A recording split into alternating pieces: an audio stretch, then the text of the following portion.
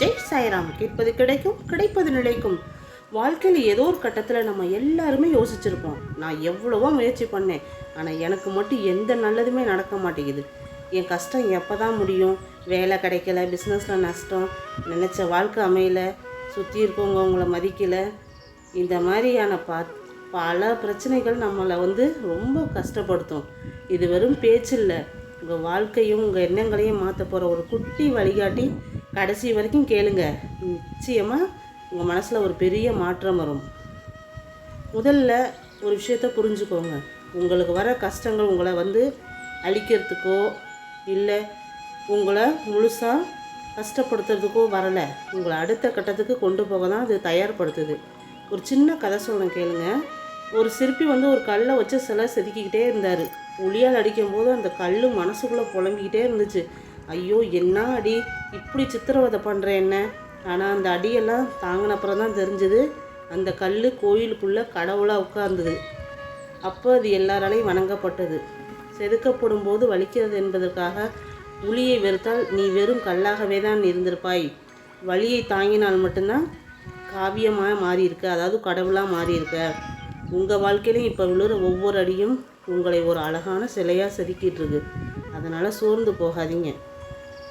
நல்லதே நடக்குங்கிறது ஏதோ சும்மா சமாதானப்படுத்திக்கிற வார்த்தை இல்லை, அது ஒரு மிகப்பெரிய ஈர்ப்பு விதி, அதாவது லா ஆஃப் அட்ராக்ஷன்.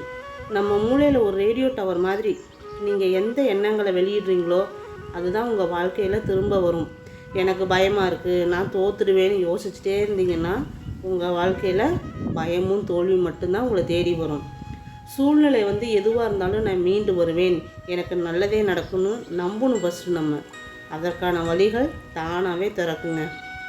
இன்னிலிருந்து உங்கள் அகராதியில் இருக்கிற என்னால் முடியாதுங்கிற வார்த்தையை தூக்கி எறிஞ்சிருங்க.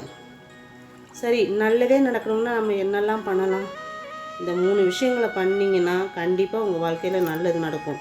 முடிஞ்சு போன விஷயத்தை நினச்சி வருத்தப்படாதீங்க. எப்போதுமே ஓடி போன ரயிலுக்கு பிளாட்ஃபார்ம் டிக்கெட் எடுக்கிறது மாதிரி அது பிரயோஜனமே இல்லை.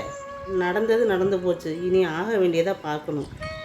சூரியனும் நிலவும் ஒரே நேரத்தில் ஒளி தரதில்லை, அதுக்கான நேரம் வரும்போது அது ஜொலிக்கும்.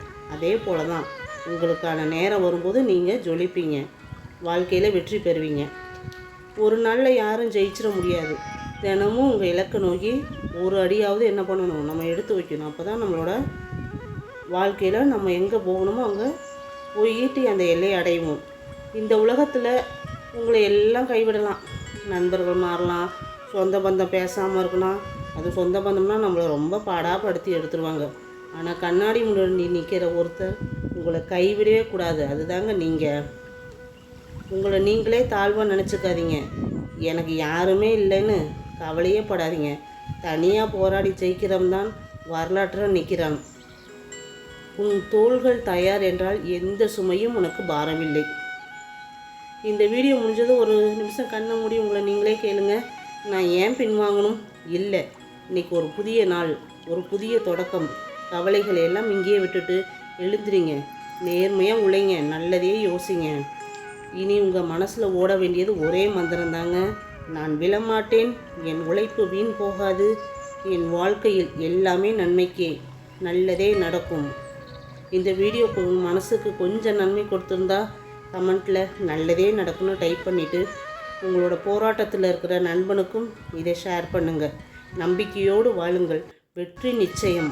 வாழ்க வளமுடன். ஓம் சாய்ராம். ஜெய் சாய்ராம்.